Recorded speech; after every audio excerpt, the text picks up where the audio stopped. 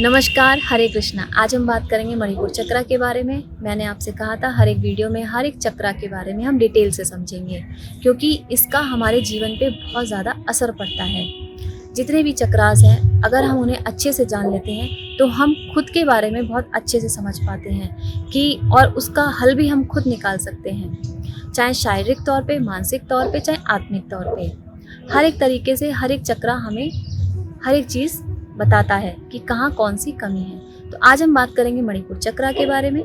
मणिपुर चक्रा का तत्व होता है अग्नि। अग्नि तत्व होने के कारण इसे सूर्य का केंद्र भी कहा जाता है।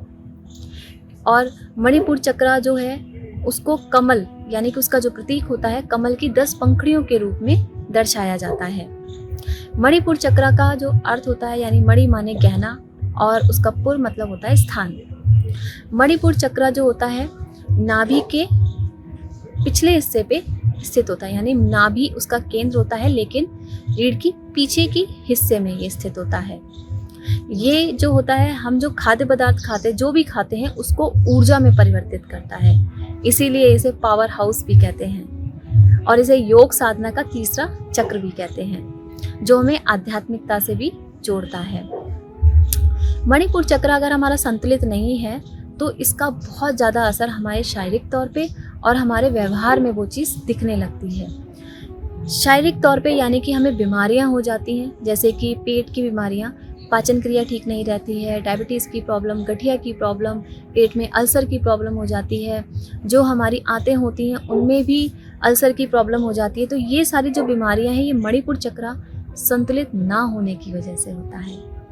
इसका व्यवहारिक जीवन पे क्या असर पड़ता है? सबसे पहली बात, हमारे अंदर आत्मविश्वास की कमी हो जाती है, प्रसन्नता की कमी, स्पष्टता नहीं क्लियर होती है, हम कोई भी निर्णय जो होता है उसको अच्छी तरीके से नहीं ले पाते हैं, फोकस क्लियर नहीं होता है, स्वीकार करने की क्षमता नहीं होती है, हमें किसी भी चीज़ को हम एक्सेप्ट नहीं कर पाते एकदम से, और गुस्सा, क्रोध, चिड़चिड़ापन, ये सारी चीज़ें बहुत जल्दी आने लगती हैं अगर ये संतुलन में नहीं हो।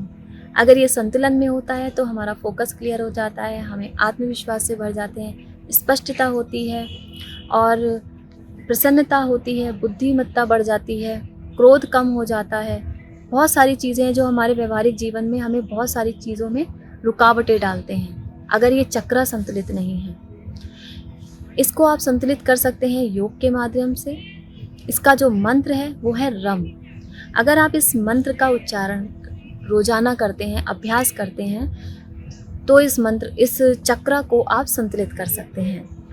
योग में आप कुछ आसन करते हैं तो इसके माध्यम से आप मणिपुर चक्रा को संतुलित कर सकते हैं, जैसे कि नौकासन, सूर्य नमस्कार, आपका पश्चिमोत्तानासन होता है और अर्ध मत्स्येंद्र आसन है ना, धनुरासन। ये जो 4-5 आसन है अगर आप डेली अभ्यास करें, थोड़ा सा अपनी जो व्यायाम करते हैं डेली यूज़ में, डेली बेसिस पे उस व्यायाम को करें, उसके बाद ये 4-5 आसन करें।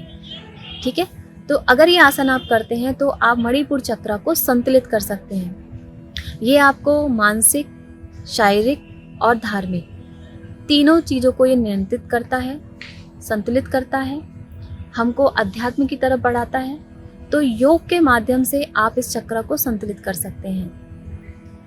ठीक है, इसीलिए हमें ध्यान देना है कि हम कौन सी एक्टिविटी जब करते हैं, तो अगर हमें चक्रास के बारे में पता होगा तो हम अपने बारे में बहुत अच्छे से जान सकते हैं कि हमें क्या करना है और कहाँ क्या दिक्कत है। इसीलिए हमें हर एक चक्रा के बारे में डिटेल में जानना ज़रूरी है। अगर आपको ये मेरा मैसेज अच्छा लगा हो तो इसे लाइक करें, शेयर करें, सब्सक्राइब करें। हरे कृष्णा।